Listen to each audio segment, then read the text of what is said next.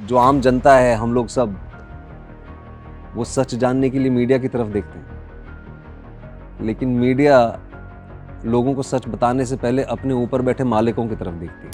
अभी वो line blur हो गई है कि आज एक्टरों से पॉलिटिकल सवाल पूछे जाते हैं और पॉलिटिशियंस से कुछ और पूछा जाता है। लेफ्ट और राइट लेबल कर दिया जाता है, पहले से ही बोल दिया जाता है कि ये तो प्रोपेगेंडा ट्रेन पे हैं, तो पहले मूवी आने से पहले ही जजमेंट दे चुके हैं लोग।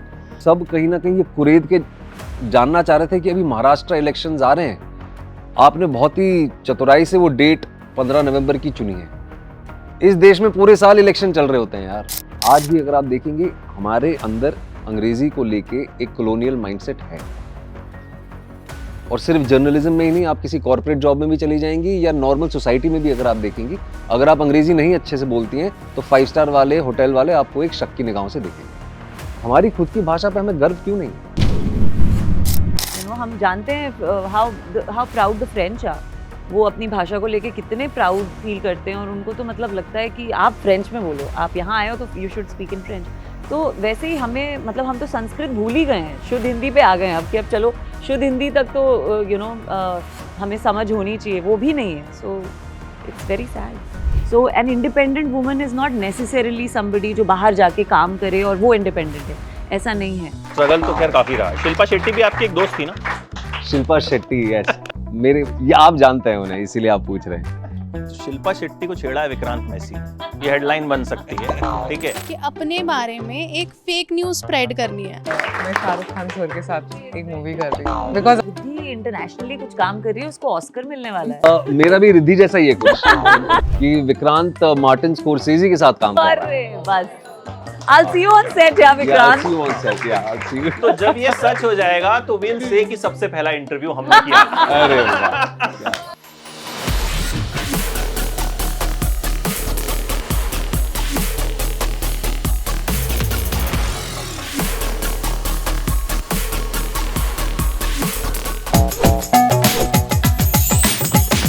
Please welcome Vikrant Massey, Riddhi Dogra and Raashi Khanna. तो आमतौर पे हम आप लोगों से मिलते हैं तो एज एक्टर्स इंटरव्यू करते हैं, आज जर्नलिस्ट वर्सेस जर्नलिस्ट। 3 जर्नलिस्ट। क्या आप सच का साथ देते हैं? हम तो बिल्कुल सच का साथ हैं। और अभी इस इंटरव्यू से पहले मुझे बोला भी नहीं गया है कि ये नहीं पूछना है, वो नहीं पूछना है, ठीक है? पूजा विल घूरो मी फॉर दैट। क्या बात। तो सबसे पहले तो ट्रेलर इज लाइक फैब, एकदम आग लगाने वाला ट्रेलर है। Thank you. But thank you. क्या कितनी आग लगने वाली है, क्या सच सामने आने वाला है? Because it's a very sensitive topic. हाँ, यस इट इज। और चर्चा तो शुरू हुई है। देखिए, आग लगाना मकसद नहीं है। मकसद ये है कि एक ऐसी कहानी बोलें या एक इतिहास के एक ऐसे पहलू को हम सिनेमा के ज़रिए कहें जिसके बारे में दुर्भाग्यवश किसी ने बात नहीं की। मैं भी, क्योंकि अभी इंटरव्यूज़ चल रहे हैं, मुलाकात हो रही है सबसे, तो मैं भी ऑनलाइन जाके रिसर्च कर रहा हूँ और खोजने की कोशिश कर रहा हूँ कि स्पेसिफिकली साबरमती अग्निकांड के ऊपर मुझे कुछ मिले। ज्यादा कुछ नहीं, लगभग इन कंपैरिजन अगर हम बात करें तो कुछ नहीं है, पर हाँ, ज़्यादा कुछ है नहीं, क्योंकि 28 फरवरी से जो अनफॉर्चुनेट दंगे शुरू हुए उसके ऊपर आपके पास सब कुछ है। अगर आप 2 साल भी, 3 साल भी अगर बैठेंगे तो वो ख़त्म नहीं हो पाएगा। तो कहने का मतलब ये है कि एक ऐसी कहानी लेके आने की कोशिश की है जिसके बारे में अनफॉर्चुनेटली एक जनरेशन है, मेरे खुद के घर में कुछ बच्चे हैं, जनरेशन है जो 22 साल पहले 2002 में हुआ, उसके बारे में उन्हें कोई जानकारी है ही नहीं। एक ऐसी चीज़ जिसने हमारी संस्कृति को बदल दिया, हमारे हाव भाव को बदल दिया, राजनीति को तो हमेशा हमेशा के लिए बदल दिया। तो चर्चा चाहते हैं कि चर्चा हो, और उन 59 लोगों को हमारी लिमिटेड कैपेसिटी में हम एक जस्टिस देने की कोशिश करना चाहते हैं। उनको किसी ने याद नहीं किया। 27 को ये सुबह अग्निकांड हुआ, उसके शाम से ही लोग उन्हें भूल गए, वो आंकड़े बन के रह गए। और अनफॉर्चुनेटली आज इतनी इन्फॉर्मेशन हमारे पास है, हम इतनी फास्ट पेस जिंदगियां जीते हैं कि जब भी कोई अनफॉर्चुनेट इंसिडेंट होता है तो लोग आंकड़े ही बन के रह जाते हैं। हम कभी ये नहीं सोचते कि उनका परिवार, उनके आसपास वालों पे क्या बीती होगी।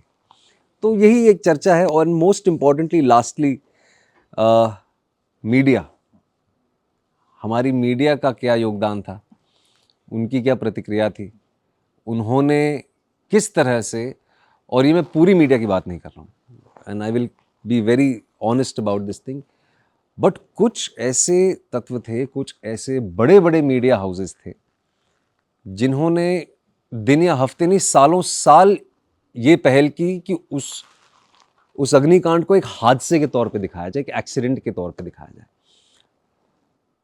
तो उन लोगों के बारे में भी हमने बात करने की कोशिश की है, क्योंकि कहते हैं कि डेमोक्रेसी का चौथा पिलर है मीडिया, और आज भी मीडिया पे इतना रिलायंस है। ये फिल्म का डायलॉग है मेरा, मैं यही ख़त्म करूँगा, क्योंकि मैं जब इस विषय में बात करता हूँ तो बात करता ही रहता हूँ कि जो आम जनता है, हम लोग सब, वो सच जानने के लिए मीडिया की तरफ देखते हैं, लेकिन मीडिया लोगों को सच बताने से पहले अपने ऊपर बैठे मालिकों की तरफ देखती है। टीआरपी का खेल है, स्पॉन्सर का खेल है, व्यूअरशिप का खेल है, और अब तो एंटरटेनमेंट का भी खेल है।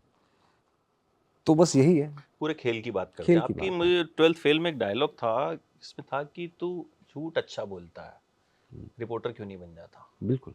तो आई थिंक ऐसा ही कुछ इसमें भी कुछ तो होगा। तो बॉस हैं आप इनके, तो इनको सच बोलने से पहले आपकी तरफ देखना पड़ा। हाँ। जैसे मुझे भी कुछ बोलने से पहले मुझे भी कहीं देखना पड़ा। वही सारी बात है, और आपने बिल्कुल सही आई थिंक पहचाना है कि मेरा कैरेक्टर है उस जर्नलिज्म को रिप्रेजेंट करता है जो उस दौर में थी, जहाँ देखा जाता था कि क्या एजेंडा है, क्या करना है, कैसे करना है, ये बात हुई है, इसको कैसे घुमाना है। तो वो एक पूरे सिस्टम को रिप्रेजेंट करता है डेफिनेटली। और यस, समर कुमार जो उनका किरदार है, वो आ जाते हैं उस उसमें फंस जाते हैं। लेकिन आप लोग यहाँ सब जर्नलिस्ट हैं, तो आपको समर कुमार को देखना चाहिए, और देखना चाहिए कि जब एक डिवाइड आता है कि मैं अपने वैल्यू सिस्टम पे चलूँ, या मैं ये लोग हैं मेरे सामने नए, इतने बड़े लोग हैं और ये बताएंगे मुझे क्या करना है, मैं वो फॉलो करूँ, या जो मैं प्रिंसिपल्स लेके जर्नलिस्ट बना था मैं वो फॉलो करूँ। तो यहाँ पे जितने भी सारे जर्नलिज्म के स्टूडेंट्स हैं, उनके लिए ये फिल्म मेरे ख्याल से बहुत बहुत बेहतरीन रहेगी देखने के लिए। आप लोगों के लिए it will be a treat to watch. आपके लिए राशि, जर्नलिस्ट प्ले करना कितना डिफरेंट था? देखिए, मुझे ये समझ आया कि एक जर्नलिस्ट की जॉब बिल्कुल भी आसान नहीं है, बहुत ही रिस्पॉन्सिबल जॉब है। तो all the best to you guys who want to be journalist. अपने लिए ताली बजाओ।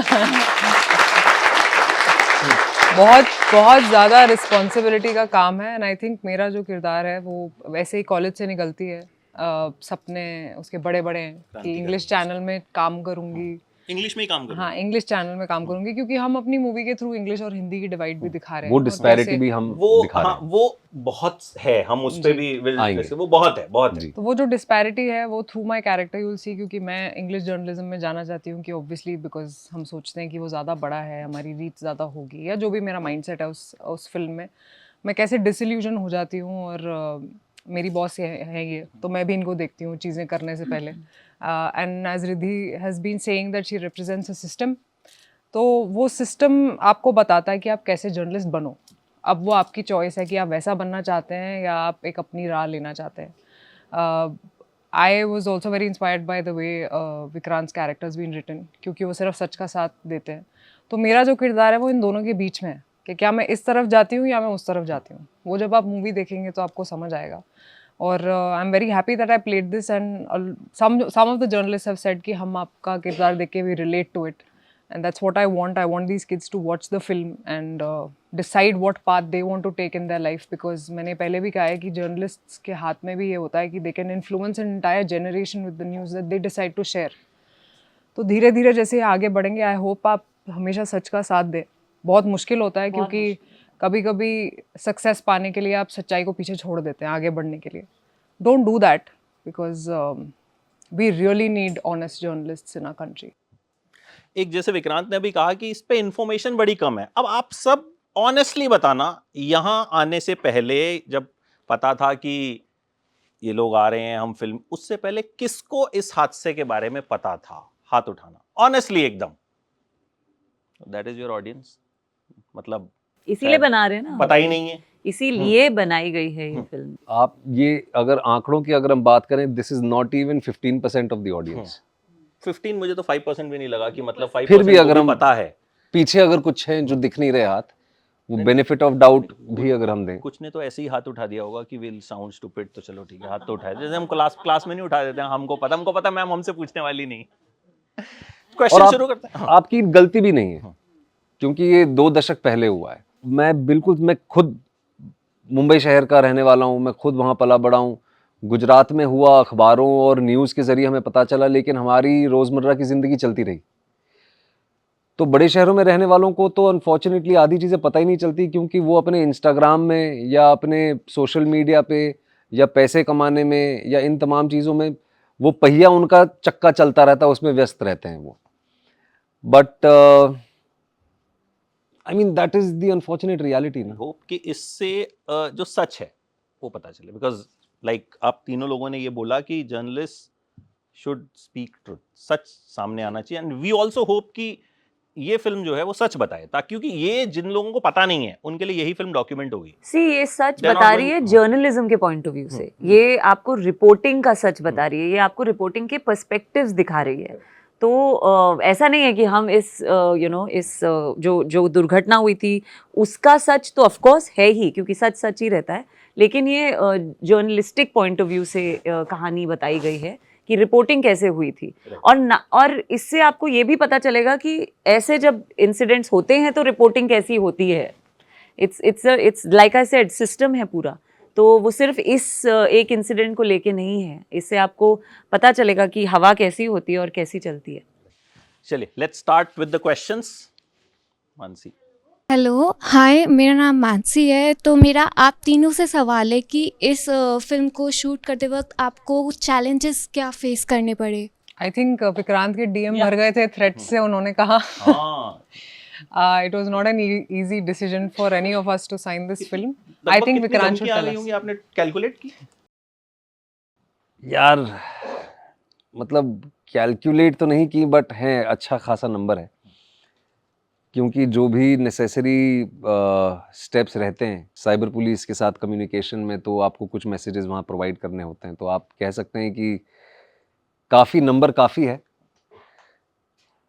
पर मैं ज़्यादा इस विषय पे ध्यान देना नहीं चाहता हूँ, क्योंकि फिल्म की बात अगर करें तो ज़्यादा बेहतर है। We are already dealing with it. कल भी मैंने प्रेस कॉन्फ्रेंस में कहा कि सिर्फ मैं अकेला नहीं जूझ रहा हूँ इससे। थैंकफुली जो हमारी निर्माता हैं एकता कपूर, उनका पूरा सपोर्ट है। जहाँ मैं रहता हूँ वहाँ की स्थानीय पुलिस का पूरा सपोर्ट है। तो देखते हैं। नहीं होप सब ठीक रहे, जी, अच्छा रहे, जी। बिकॉज आप अल्टीमेटली एक फिल्म बना रहे हैं, आप कोई एजेंडा नहीं चला रहे, कोई प्रोपेगेंडा नहीं लेकिन चला अभी रहे, वो लाइन ब्लर हो गई है। हम्म। अभी वो लाइन ब्लर हो गई है कि आज एक्टरों से पॉलिटिकल सवाल पूछे जाते हैं और पॉलिटिशियंस से कुछ और पूछा जाता है। आज एक्टर डरता है ट्विटर पे अपनी प्रतिक्रिया व्यक्त करने से, क्योंकि वो कोई कहानी बनाए या किसी चीज़ को वो लाइक करे या डिसलाइक करे, वो तुरंत उसको कटघरे में खड़ा कर दिया जाता है। तो ये लाइन ब्लर हो चुकी है, इसको काफ़ी वक्त हो चुका है। आप तो इतने सीनियर पत्रकार हैं, आपने तो ये बहुत करीब से देखा है। एक मैं एग्जांपल देता हूँ। थोड़े दिन पहले एक सेम डे एक पॉलिटिकल पार्टी एक इलेक्शन हारी, same day India test match हारी, और सेम डे कुछ और भी हुआ। तो किसी ने लिख दिया कि हार गए या कुछ ऐसा कुछ लिखा, उसका शायद तीनों से कोई लेना देना नहीं था, बट तीनों पार्टियों ने उनका जो है बैंड बजा दिया कि भाई ये तुमने इसके लिए लिखा, ये तुमने इसके लिए लिखा, ये तुमने से। तो वो तो खैर मतलब अब आई थिंक अब तो खैर ट्रोलिंग जो है वो इस तरह की चीज हो गई है कि आई थिंक ज्यादातर लोग ध्यान भी नहीं देते। और ख़ास तौर पे जो अभिनेता हैं, वो उनकी तो ज़िंदगी का हिस्सा है ये। तो खैर, बट राशि was talking about something far more important। तो नहीं, मैं यही कह रही थी, जो Challenges- ऑलरेडी ये बोल चुका है। एंड आई थिंक चैलेंजेस में वही कि हमें लेफ्ट और राइट लेबल कर दिया जाता है, पहले से ही बोल दिया जाता है कि ये तो प्रोपेगेंडा ट्रेन पे हैं, तो पहले मूवी आने से पहले ही जजमेंट दे चुके हैं लोग. तो I think that's a little unfair because that's a huge challenge to change mindsets, is a huge challenge. But I think कि मूवी देखने के बाद शायद उनका माइंडसेट चेंज हो जाए. That's the only thing we can hope. I hope लोग देखें, क्योंकि अभी क्या होता है, जैसे कई बार हम लोगों को पहले पिक्चर दिखाते हैं, मतलब वी आर प्रिविलेज की, ठीक है, तो हमने पिक्चर देख के, मान लो अभी पिक्चर का पहला शो हुआ है 4 दिन पहले और हमने एक रिव्यू डाला, उस पे कमेंट आया ना, बेकार है, बेकार स्क्रिप्ट है, बेकार एक्टिंग. भाई तुमने तो देखी ही नहीं अभी तक. तो this also happening a lot, कि मतलब पिक्चर देखने के बाद कमेंट्स आए तो समझ में आता है कि चल देख के तो आया होगा. अब तो लोग पहले ही, मतलब उन्होंने सोच रखा है कि हमें यही लिखना है, और यही comment हमारी इस फिल्म को लेके ऑलरेडी लोगों ने ये मन बना लिया है, जिसे आप अंग्रेजी में प्री कंसीव्ड नोशन कहते हैं, कि अच्छा इलेक्शन का समय आ रहा है. और कल प्रेस कॉन्फ्रेंस में वहाँ पे पूरी मुंबई के जो एंटरटेनमेंट पत्रकार हैं वो सारे बैठे हुए थे, और सब कहीं ना कहीं ये कुरेद के जानना चाह रहे थे कि अभी महाराष्ट्र इलेक्शंस आ रहे हैं, आपने बहुत ही चतुराई से वो डेट 15 नवंबर की चुनी है. इस देश में पूरे साल इलेक्शन चल रहे होते हैं यार. पहले भी ये पिक्चर आनी थी, उस वक्त ये पिक्चर मई में आनी मई थी, में आनी थी. लेकिन अप्रैल से लेकर जून तक हमारे लोकसभा इलेक्शंस चल रहे थे. इलेक्शन कमीशन की कुछ गाइडलाइंस होती हैं, उन गाइडलाइंस को आपको फॉलो करना पड़ता है. जिन लोगों का ये कहना है कि ये हमने जो करंट डिस्पेंसेशन है, जो सरकार में इस वक्त है, उनको हमने मॉलिकॉडल करने के लिए, प्लीज करने के लिए ये फिल्म बनाई है. अगर वैसा होता तो हम मई में रिलीज कर लेते हैं. इलेक्शन कमीशन की गाइडलाइंस थी कि कोई भी पॉलिटिकल लैंग्वेज वाली फिल्म या पॉलिटिकल बैकड्रॉप वाली फिल्म नहीं रिलीज हो सकती. फिर हमने उसको पुश किया, फिर 7 जून को नतीजे आए, फिर उसके बाद हमें डेट नहीं मिली क्योंकि बहुत बड़ी बड़ी फिल्में थी और हम हमारे कलीग्स के साथ क्लैश नहीं करना चाहते थे. बिकॉज और यहाँ पे बहुत ही डेमोक्रेटिकली काम होता है, सब चाहते हैं कि एटलीस्ट एक हफ्ता 10 दिन मिले उनको. हमें गुरुपुरब का दिन मिला है, बहुत ही खूबसूरत दिन है. तो अब जो ये सोच रहे हैं कि महाराष्ट्र इलेक्शंस के लिए हम आ रहे हैं, सोचिए, हमको कोई फर्क नहीं पड़ता. इलेक्शन के दिन छुट्टी होती है वैसे भी, तो वोट डालने के बाद भी पिक्चर देखने जा सकते हैं. Next question. से ये क्वेश्चन है कि आपने इस मूवी में, हमने देखा है जो ट्रेलर है उसमें हमें ये पता चल रहा है कि बहुत ज़्यादा Hindi journalism versus English journalism हुआ है. तो इसको करने के पीछे आप लोगों का क्या रीज़न था कि क्यों इतना हिंदी वर्सेस इंग्लिश किया है आपने? Very good question. ये तो मैं भी जानना चाहूँ. बिल्कुल नहीं, बहुत अच्छा है. मैं थोड़ा इसको ब्रेक डाउन करता हूं आपके लिए. जैसे रिद्धि ने कहा कि हमने जर्नलिज्म के माध्यम से वो डिस्पैरिटी दिखाने की कोशिश की है. It could have been anything. अब ये जो पहल है, मेरी खुद की पर्सनल पहल है, आप समझ सकते हैं. मैंने 12th फेल में भी यही चीज कही थी कि ग्लास चाहे कैसा भी हो, पानी साफ होना चाहिए. जब उस इंटरव्यू रूम में मुझे कहते हैं कि you do not fit here, तब मेरा जवाब ये था कि मैं बिल्कुल योग्य हूं. मेरा खुद का मानना ये है, और ये कहानी की रिक्वायरमेंट भी ऐसी थी. और कहीं ना कहीं 2002 में और आज भी अगर आप देखेंगे, हमारे अंदर अंग्रेजी को लेके एक कॉलोनियल माइंडसेट है. और सिर्फ जर्नलिज्म में ही नहीं, आप किसी कॉर्पोरेट जॉब में भी चली जाएंगी या नॉर्मल सोसाइटी में भी अगर आप देखेंगी, अगर आप अंग्रेजी नहीं अच्छे से बोलती हैं तो 5 स्टार वाले, होटल वाले आपको एक शक की निगाहों से देखेंगे. आपने चप्पल पहनी है तो आपको एंट्री नहीं मिलेगी. आप एक पर्टिकुलर तरह से बात नहीं कर सकते तो समाज का एक वर्ग है जो आपको खड़ा भी नहीं करेगा. जर्नलिज्म में भी उसी तरह से, you can correct me if I am wrong, अभी नोएडा हो गया, पहले दिल्ली हुआ करता था. जो दिल्ली से टेलीकास्ट हुआ है, एक एलिटिस्ट पर्सपेक्टिव उनका होता था. लेकिन यही दिल्ली वाले अपना डेटा, ग्राउंड वर्क छोटे छोटे रीजनल न्यूज चैनल्स को आउटसोर्स करते थे. सारी मलाई ये खा जाते थे, लेकिन मेहनत वो करते थे. तो जर्नलिज्म के माध्यम से और इन तीनों किरदारों के माध्यम से हमने वो क्लास डिस्पैरिटी दिखाने की कोशिश की है. और ये कहीं ना कहीं सच है कि अंग्रेजी में अगर कोई बात करता है और जो एक छोटे गांव या कस्बे से आता है, वो इंटिमिडेट होकर रह जाता है, वो डर के रह जाता है. उसको लगता है अरे ये बड़ा विद्वान आदमी है, सिर्फ इसलिए क्योंकि वो एक ऐसी भाषा बोलता है जो अंग्रेज बोलते थे. हमारी खुद की भाषा पे हमें गर्व क्यों नहीं है? अंग्रेजी से प्रॉब्लम नहीं है, प्रॉब्लम अपनी खुद की भाषा से शर्म है, उससे प्रॉब्लम है. इसीलिए हमने ये बात की है. बट लेकिन आप दोनों से मैं ये पूछना चाहूंगा कि एक ये भी तो होता है ना कि अक्सर ऐसा भी तो कहा जाता है कि बॉलीवुड स्टार्स काम तो हिंदी फिल्म में करते हैं लेकिन जब बात करते हैं तो ज्यादा बिल्कुल। देखिए इंग्लिश हम में सब इंग्लिश में बात करते हैं, हिंदी और इंग्लिश हम मिला सब। के, बट ये बहुत सोशल कंडीशनिंग है। आई डोंट थिंक हम किसी को ब्लेम कर सकते हैं उसके लिए। हम सब जिम्मेदार हैं। हम सब कभी भी शुद्ध हिंदी में बात ही नहीं करते। अब तो मैं कॉन्शियसली ट्राई करती हूँ कि मैं हिंदी में बात करूँ, लेकिन मेरे शब्द भी सारे Consciously इंग्लिश निकल गया था। इंग्लिश, हाँ एग्जैक्टली। और कुछ कुछ जैसे एकता ने ये भी बोला कि साबरमती रिपोर्ट हम कह रहे हैं, रिपोर्ट का अगर आप हिंदी वर्ड ढूंढेंगे बहुत लोगों को पता ही नहीं होगा कि उसका मतलब रिपोर्ट है, इसलिए हमने साबरमती रिपोर्ट यूज़ करा है। तो बहुत से ऐसे शब्द हैं जिसकी आपको हिंदी भी नहीं पता होगी, जो बहुत अच्छी बात नहीं है। आपको अपनी लैंग्वेज पे गर्व होना चाहिए। और ऑफ कोर्स हम सबको साथ में इसके लिए काम करना पड़ेगा। It's not a one day job. And it is a gradual process it's an also. Awareness, हम एक चीज की पहल कर सकते हैं, हम एक चीज रख सकते हैं, हम बात रख सकते हैं। उसका मतलब कोई स्कूल तो खोला नहीं हुआ है, it's entertainment at the end of the day.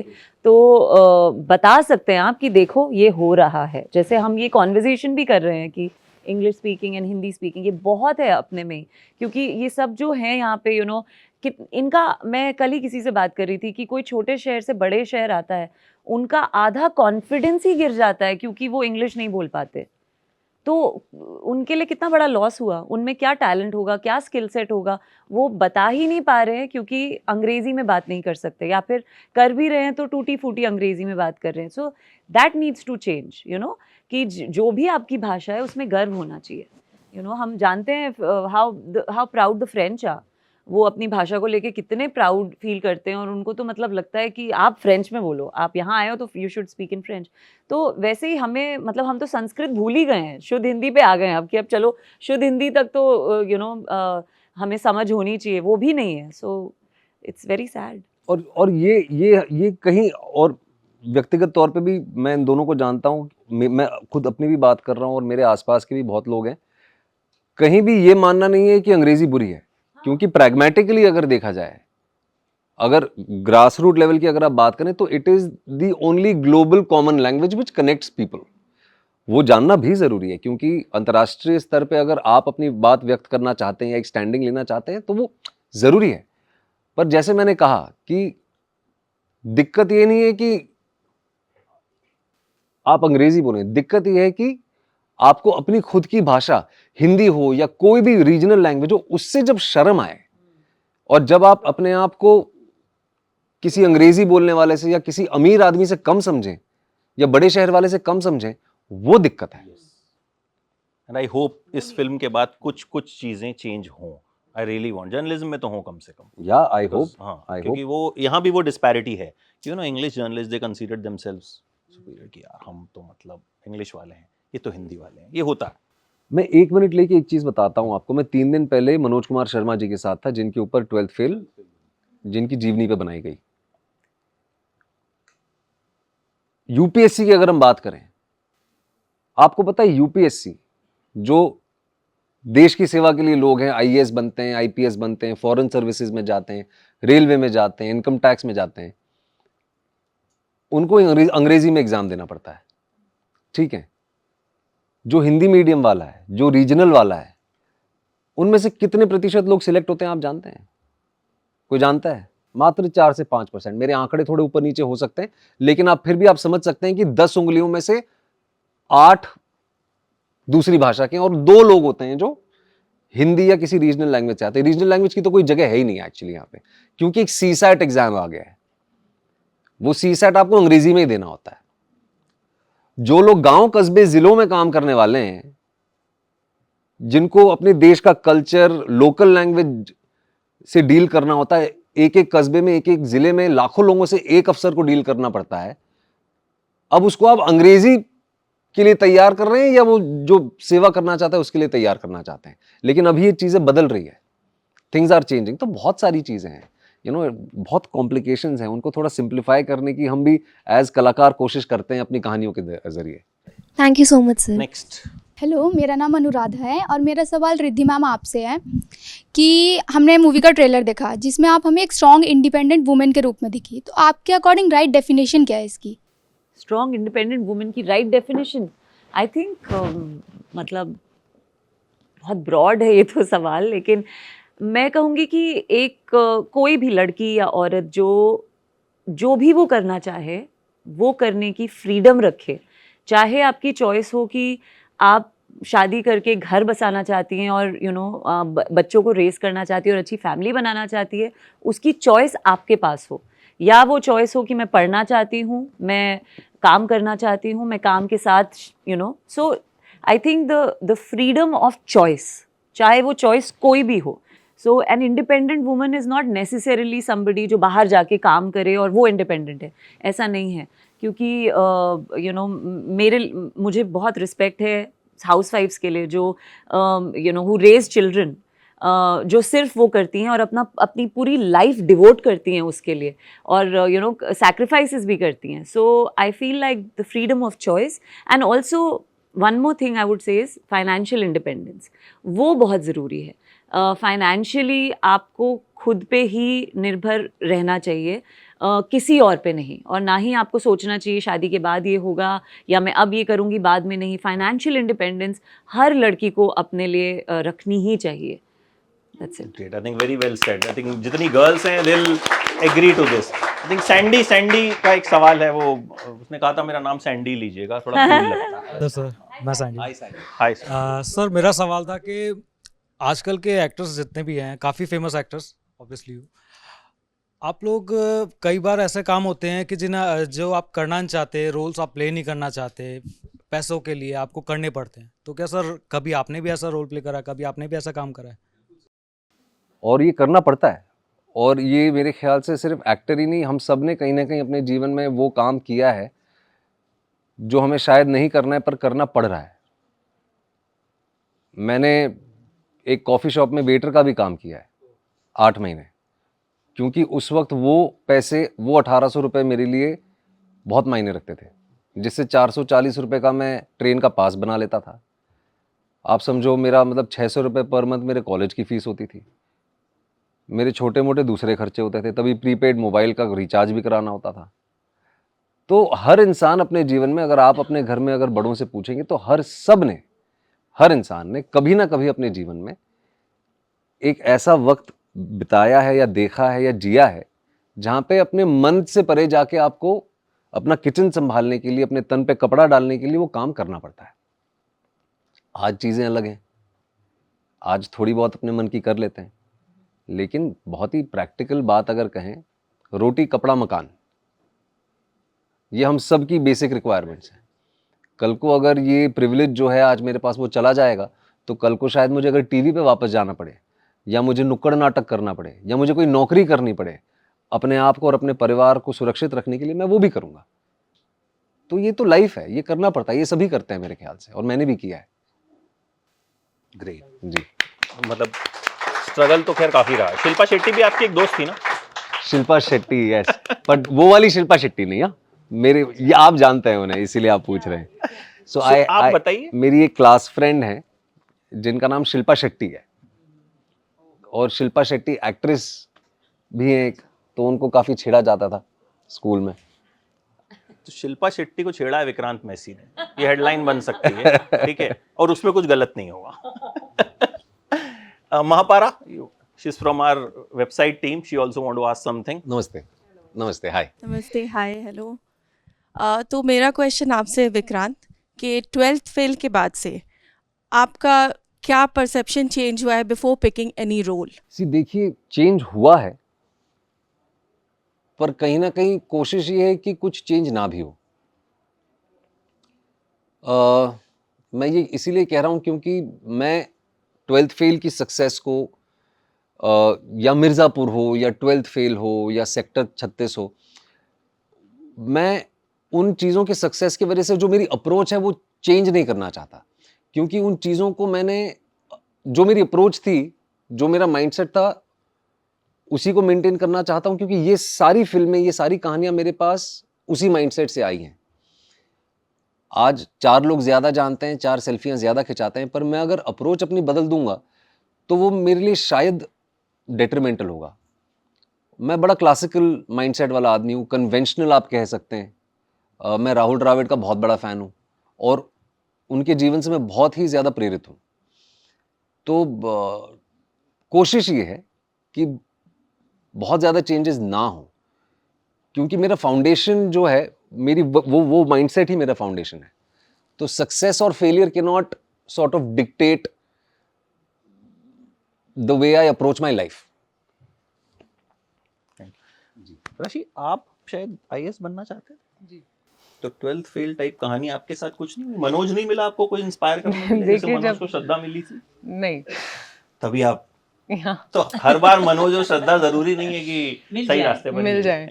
नहीं, मुझे आईएएस ऑफिसर बनना था, पर वो मेरे पापा का सपना ज़्यादा था और मैंने उसको अपना लिया था, क्योंकि why not, there so much of respect in this profession. और मैं पढ़ाई में भी बहुत अच्छी थी, तो आइडिया वही, मैं टॉपर थी यार.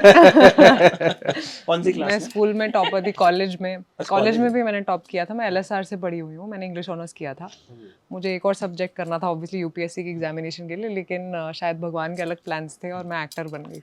जी. सही, अच्छा ही हुआ, अच्छे ही plans थे ऊपर अच्छे वाले. अच्छे ही प्लान्स थे. अच्छा, क्योंकि जर्नलिज्म की हम बात कर रहे हैं इस पिक्चर में, I want to talk about, मैं पॉलिटिकल जर्नलिज्म पे नहीं जाऊंगा क्योंकि मेरी उसमें एक्सपर्टीज नहीं है. मेरी एक्सपर्टीज एंटरटेनमेंट जर्नलिज्म में है. So I want to ask all of you how you see things today in terms of entertainment journalism.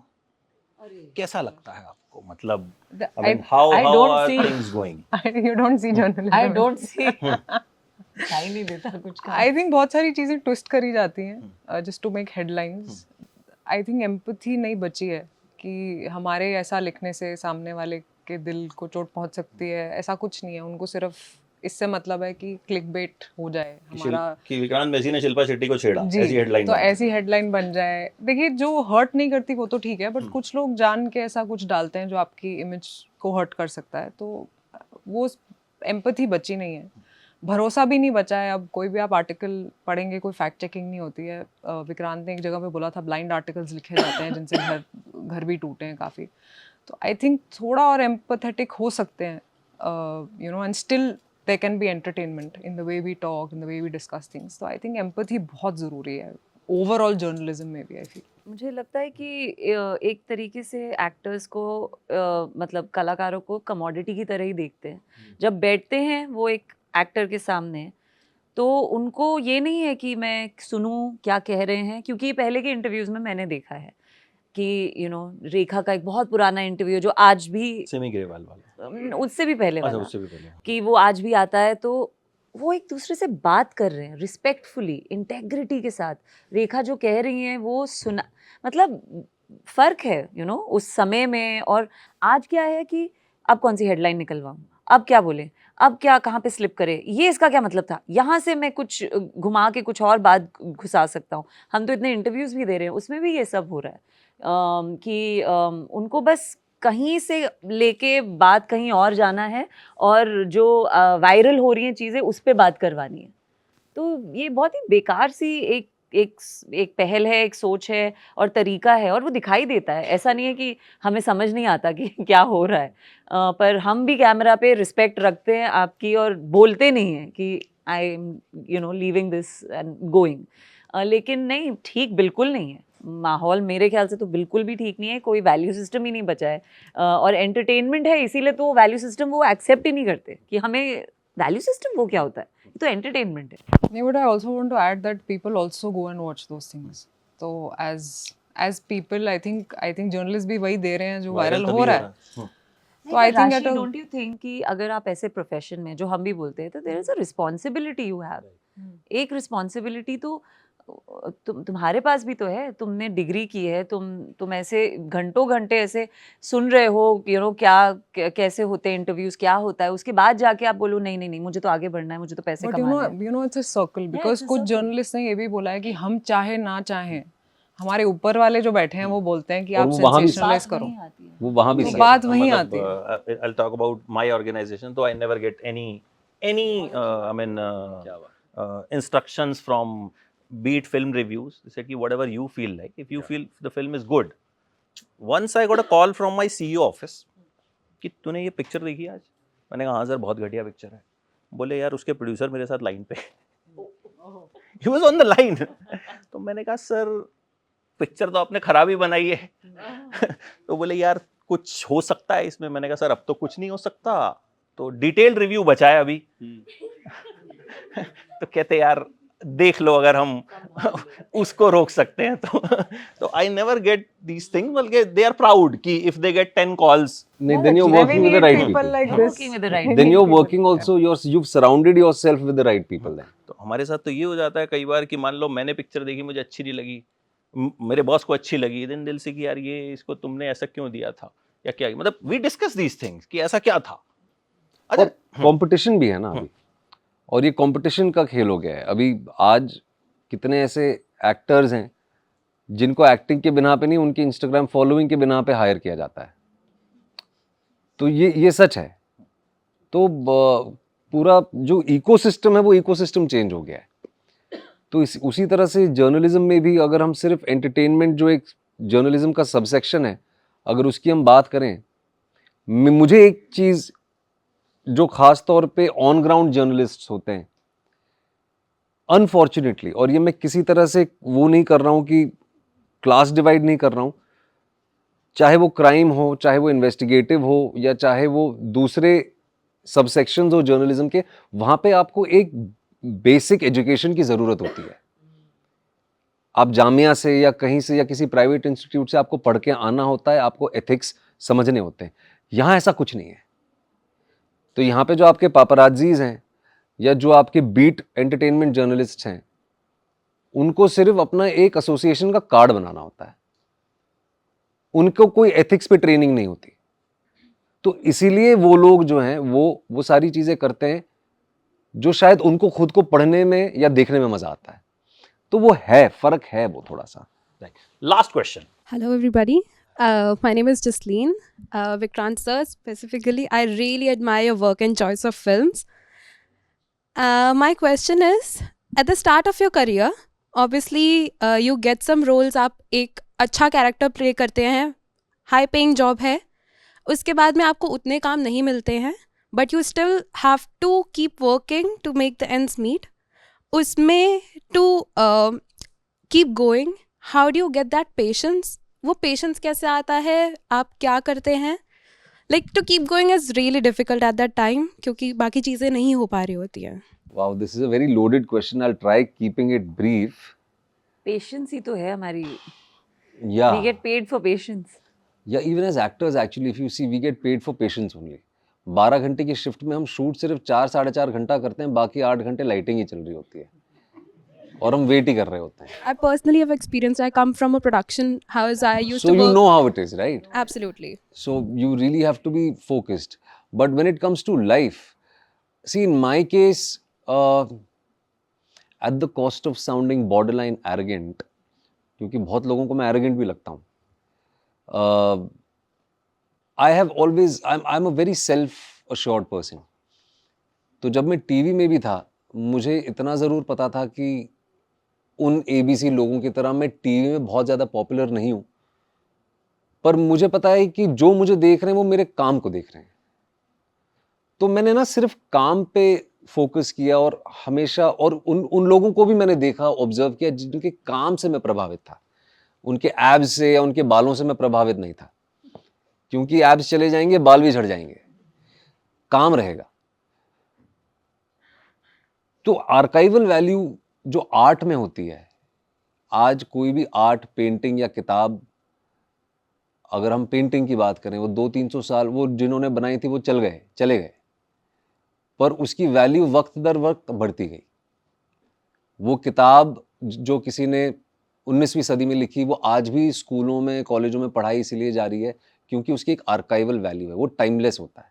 उसी तरह से मेरी कोशिश ये रही है कि जो कहानियाँ मैं बोलूँ या जो काम मैं करूँ, वो टाइमलेस हो। तो पेशेंस उसके लिए चाहिए। और देखिए, किचन तो चलाना पड़ता है, और ये बहुत बेसिक चीज़ है। ये हम सबको कहीं ना कहीं डिसीजंस लेने पड़े हैं अपने जीवन में किचन चलाने के लिए, और उसमें कोई गलत बात नहीं है, उसमें कोई छोटा नहीं हो जाता। इनफैक्ट ये एक बहुत बड़े दिल और बड़ी नीयत वाला आदमी होता है जो अपने परिवार के लिए खड़ा होता है। तो लोगों का भी साथ रहा, क्योंकि मैं टीवी से आता हूँ, और टीवी वालों की किस्मत सिर्फ रिमोट के एक बटन पे तय होती है, उस पर निर्भर करती है। रात को 8 से 11 बजे तक 25 चैनल है, 50 शो चल रहे हैं, लेकिन आपको ऐसा कुछ करना है कि वो रिमोट का बटन ना दबाएं। तो अच्छा काम ही होता है एक्चुअली। और सेल्फ बिलीफ बहुत बहुत जरूरी है। You have to believe in yourself, no matter what. And lastly I think if you are a good person ना, तो अच्छे लोगों के साथ अच्छा ही होता है। मैं ये नहीं कह रहा हूँ कि मैं अच्छा हूँ, पर मैं ये कह रहा हूँ कि अधिकतर लोग मैंने अपने आसपास देखे हैं जो अच्छे इंसान हैं, अच्छे बेटे हैं, भाई हैं, बहन हैं, दोस्त हैं, अच्छे नागरिक हैं, ईमानदार हैं, उनके साथ अच्छा ही होता है। आई थिंक आर्काइवल वैल्यू की बात आपने की। 12 फेल का जिक्र मुझे लगता है मैंने अपने 100 में से 95 इंटरव्यूज में किया होगा। Thank you so and much. It's a document कि हम Thank you. बात करते हैं कि देखो वो पिक्चर किस तरह से चली थी। And I think it will be discussed. I तो hope वो so. जो वैल्यू है वो आई थिंक वो नो बॉक्स ऑफिस, नो 100 200 300 नहीं, पर बॉक्स ऑफिस भी किया यार। नहीं, मैं वो नहीं कह रहा हूँ मैं वो नहीं कह रहा बट वो 12 Yes, फेल yes, अपनी आर्काइवल वैल्यू की वजह से जानी जाएगी। 3 साल बाद मुझे याद नहीं होगा उसने 300 करोड़ किए थे या 500, but I will remember it's a very good film. अभी आप गाइड देख लो, या मदर इंडिया देख लो, या वक्त देख लो, या रामायण टीवी शो की बात कर लो यार, वो आज भी जब चलता है तो हम सब बैठ के देखते हैं। वो फिल्में जब आज भी आती हैं तो हम आज सब भी- देखते हैं, आज भी हम क्योंकि वो है ही टाइमलेस कहानी है। तो कोशिश यही है। वन लास्ट घूर रही है मुझे बहुत देर से, उसको छुट्टी के दिन बुलाया मैंने। तीनों से ये क्वेश्चन है बहुत फन वाला। आप तीनों इस टाइम पर हमारे सामने तो जर्नलिस्ट ही हो अभी के लिए, ठीक है? तो अगर आपको एक चांस मिले कि अपने बारे में एक फेक न्यूज़ स्प्रेड करनी है, तो वो क्या होगी और क्यों? मैं बताती हूँ। मुझे ये स्प्रेड करना है कि मैं शाहरुख खान सर के साथ एक मूवी कर रही हूँ, because I love Shahrukh Khan. आप रिद्धि? मुझे ये स्प्रेड करना है कि रिद्धि इंटरनेशनली कुछ काम कर रही है, उसको ऑस्कर मिलने वाला है। मेरा भी रिद्धि जैसा ही है कुछ, हमारा सेम ही। ऑलमोस्ट सेम ही है कि विक्रांत मार्टिन स्कोरसेज़ी के साथ काम कर रहा है। अरे बस, I'll see you on set या Vikrant. Yeah, I'll see you on set, yeah, I'll see you. तो जब ये सच हो जाएगा तो विल से कि सबसे पहला इंटरव्यू हमने किया। अरे thank you so much guys, Thank and all you, the thank you best so much. For the film. I hope we have covered everything जो आप कहना चाहते हैं। पर आपके साथ बातें करने में इतना मजा आता है ना कि हमेशा वक्त कम ही लगता है। हाँ, बट आई थिंक सामने पूजा खड़ी है तो वो मुझे पिछले 15 मिनट से प्रेशराइज कर रही है कि खत्म कर दो। So thank you so much guys, and do watch the film ताकि एक बेटर जर्नलिस्ट आप बन सको। एंड जब कुछ बताओ तो मालिक की तरफ मत देखो। Thank you so much. Thank you so much, thank you for coming guys.